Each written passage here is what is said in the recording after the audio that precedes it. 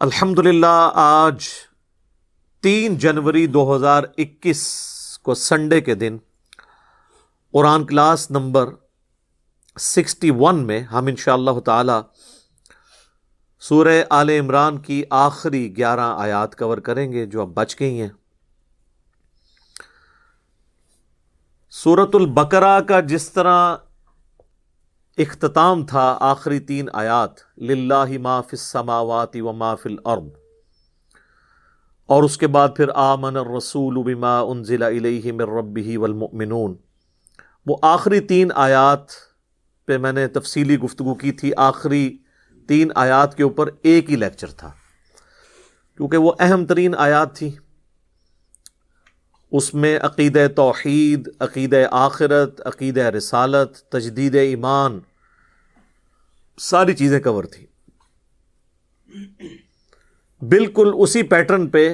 سورہ آل عمران کی جو آخری 11 آیات ہیں، یہ 11 آیات بھی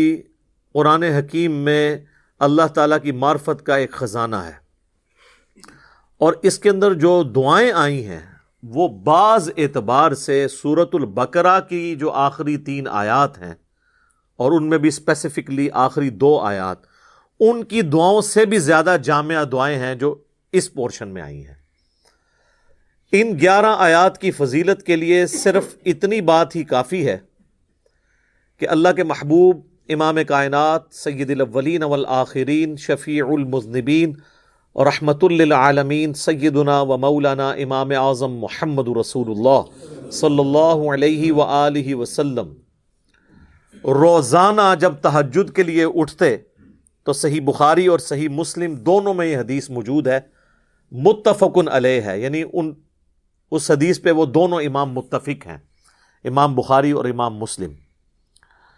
کہ جب بھی نبی علیہ السلام تہجد کے وقت اٹھتے تو آپ صلی اللہ علیہ وآلہ وسلم اٹھنے کے فوراً بعد آسمان کی طرف نگاہ کر کے ان 11 آیات کی تلاوت کیا کرتے تھے۔ اور وہ آپ جب ان کا ترجمہ اور تفسیر سنیں گے تو آپ کو اندازہ ہو جائے گا کہ کیا کمال اس کے اندر اللہ تبارک و تعالیٰ نے اپنی قدرت کی نشانیاں اور دعائیں بیان کی ہیں، وہ ایک کمال چیز ہے۔ اور یہ 11 آیات پڑھنے کے بعد آپ صلی اللہ علیہ وآلہ وسلم وضو فرماتے،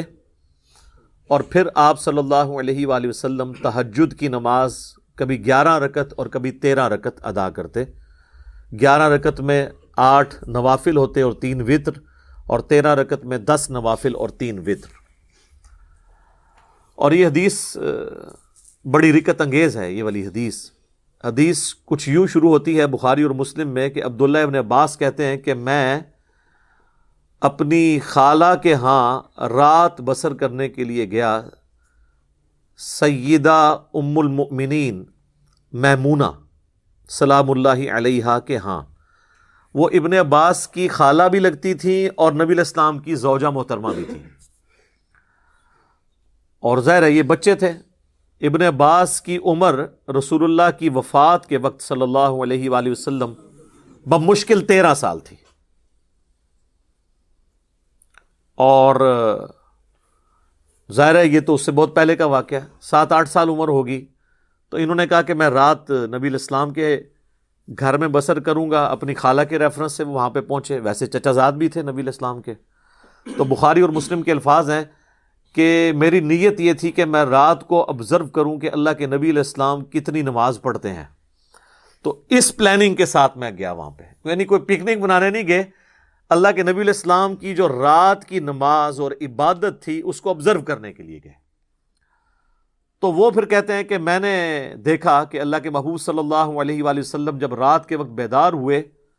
تو آپ نے سورہ آل عمران کی آخری 11 آیات آسمان کی طرف ستاروں کو دیکھتے ہوئے پڑھی۔ اس کے بعد آپ نے وضو کیا،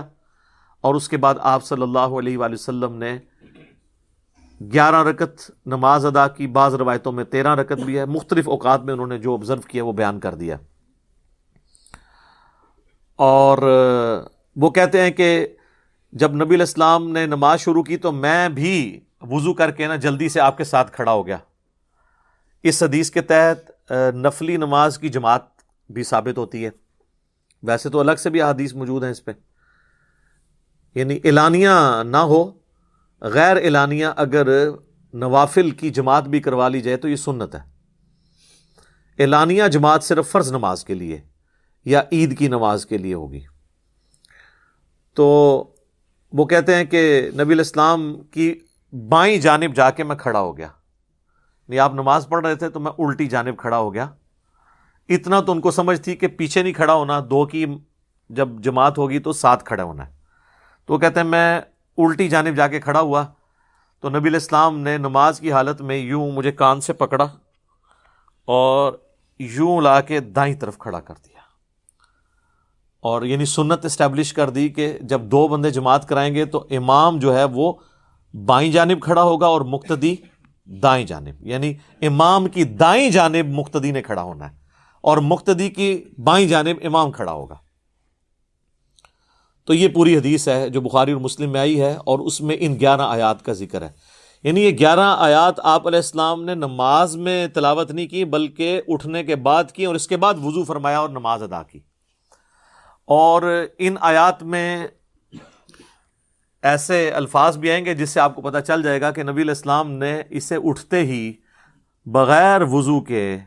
اور بغیر نماز میں پڑھے ہوئے ان آیات کو کیوں تلاوت کیا۔ یہ آیات تو ویسے متقاضی ہیں کہ ہم انہیں کم از کم 2-3 نشستوں میں کور کریں۔ یہ ایک ہی رکوع ہے اور اس میں 11 آیات ہیں، آیت نمبر 190 سے لے کر 200 تک، یہ ٹوٹل 11 آیات ہیں۔ ان آیات کے سٹارٹ میں اللہ تعالیٰ نے اپنی قدرت کی نشانیوں کا ذکر کیا ہے، فزیکل فینومینا آف نیچر، اللہ کی قدرت کی بڑی بڑی نشانیاں، جن نشانیوں کو آبزرو کر کے کوئی بھی شخص اپنے کریٹر کا، اپنے رب کا تعارف حاصل کر سکتا ہے، اگرچہ اس تک کسی نبی کی دعوت نہ بھی پہنچی ہو، تب بھی اس دنیا کے اندر اللہ تعالیٰ نے فزیکل فینومینا آف نیچر، قانون قدرت سے تعلق رکھنے والی اتنی ساری چیزیں جو آج سائنٹیفک فیکٹس کی وجہ سے اور زیادہ غیر مبہم ہو کر اور واضح ہو کر ہمارے سامنے آ چکی ہیں، ان کو آبزرو کر کے انسان اس رزلٹ تک پہنچ جاتا ہے کہ یہ کائنات کسی نے پیدا کی ہے، یہ رزلٹ تو وہ نکال لیتا ہے۔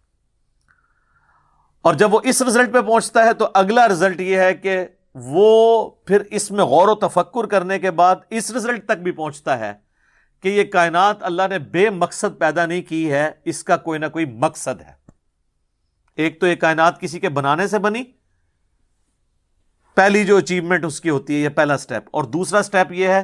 کہ یہ کائنات مقصد کے تحت پیدا ہوئی ہے،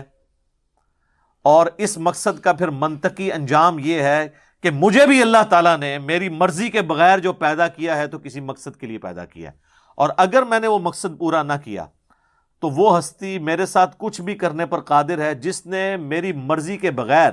مجھے کریشن ایکس نہیلو، عدم محض سے وجود بخشا ہے، وہ میرے ساتھ کچھ بھی کر سکتا ہے۔ تو اس کا پھر منطقی انجام یہ ہے، وہ ہے سٹیپ نمبر 3، کہ اس رب کی پناہ حاصل کی جائے اور اس کے عذاب سے